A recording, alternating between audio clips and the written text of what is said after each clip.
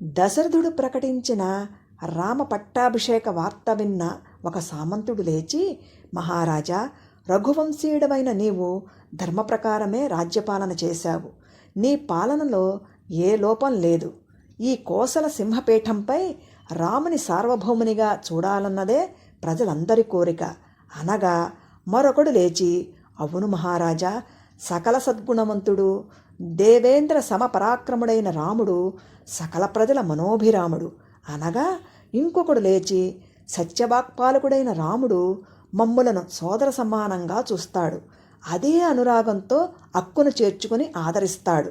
వెంటనే మరొకడు లేచి, క్షమా దయా సంపన్నుడైన రాముని పాలనలో మేము సుఖ సంతోషాలతో జీవిస్తాము అనగా, మరొకడు లేచి, మమ్ము చూడగానే మాకన్నా ముందే రథం దిగి మమ్ము ప్రేమగా పలకరించి మా యోగక్షేమాలు విచారించే రాముని పట్టాభిషేకం మా అందరకు ఆనందదాయకం.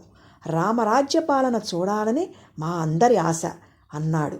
ఏ నోట విన్నా ఇదే మాట, అదే కోరిక. ప్రజాభిమతాన్ని ప్రత్యక్షంగా చూస్తున్న దశరథుడు సంతోషంగా, గురుదేవా, చూస్తున్నారు కదా నా ప్రజల ఆనందం, విన్నారు కదా వారందరి కోరిక. వసంత సౌరభంతో ప్రకృతంతా పులకరించే ఈ చైత్రమాసంలోనే రామునకు పట్టాభిషేకం జరగాలి. ముహూర్తం నిర్ణయించండి అన్నాడు దశరథుడు. అప్పుడు వశిష్ఠుడు, దశరథ, నేడు పునర్వసు, రేపు పుష్యమి, యువరాజ్యాభిషేకానికి చాలా మంగళప్రదమైన ముహూర్తం అనగా, దశరథుడు చాలా సంతోషం. ఆ ముహూర్తంలోనే రాముని పట్టాభిషిక్తుని చేద్దాం అన్నాడు. అటులనే రామునకు ఈ విషయం తెలియజేసి, ఉపవాస దీక్షతో బ్రహ్మచర్యాన్ని పాటించమని చెప్పు అని ఆదేశించాడు వశిష్ఠుడు. అటులనే గురుదేవా అని బదులిచ్చి, సుమంత్ర, వెంటనే రాముని నా ఆలోచన మందిరానికి రమ్మని కబురు చేయి అని ఆదేశించి సభికులతో, ప్రజలారా, రేపే రామపట్టాభిషేకం, దేశమంతా సంబరాలు జరగాలి.